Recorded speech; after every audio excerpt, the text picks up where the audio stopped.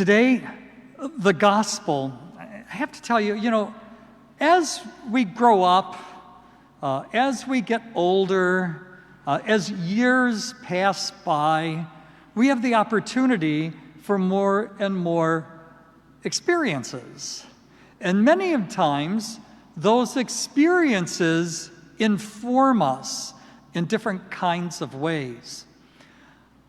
I was informed about the gospel several years ago when I got a new take on it from, of all people, a comedian. Now, I know you don't find that surprising either, but if any of you ever had a chance to hear John Panette, you know who I'm talking about, John Panette? He was a real skinny guy. And he always talked about food, and one of his albums was Show Me the Buffet. But one of the selections on the Show Me the Buffet album was about how he enjoyed trick-or-treating. And there was one part in his routine where he says, and you know what they say, if you don't want to be bothered, just turn off your porch light. Oh, no, don't do that. I'll be pounding on the door saying, I said trick or treat! And I'll stay there until I get something. And sometimes we'll even go into the house and let's look in your cabinets. Oh, there's a nice turkey. There's some good canned goods. And I thought to myself, persistence.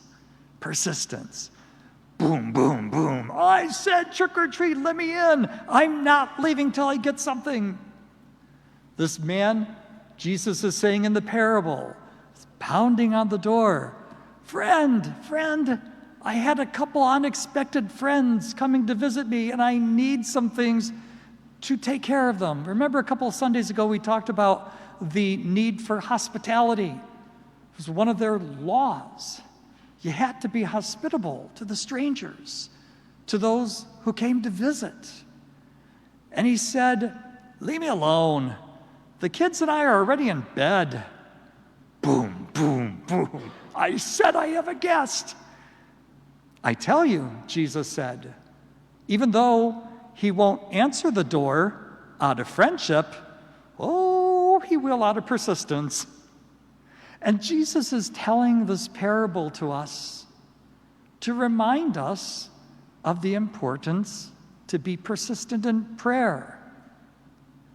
There's sometimes we go to the Lord in prayer really meek, really sheepish. Lord,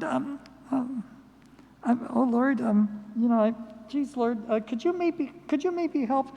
And there are other times that we're really, really there with the Lord, but then when we feel that we didn't get our answer, we go our way. Be persistent. Monica prayed for years for the conversion of her husband, her pagan husband. And after years, he became baptized.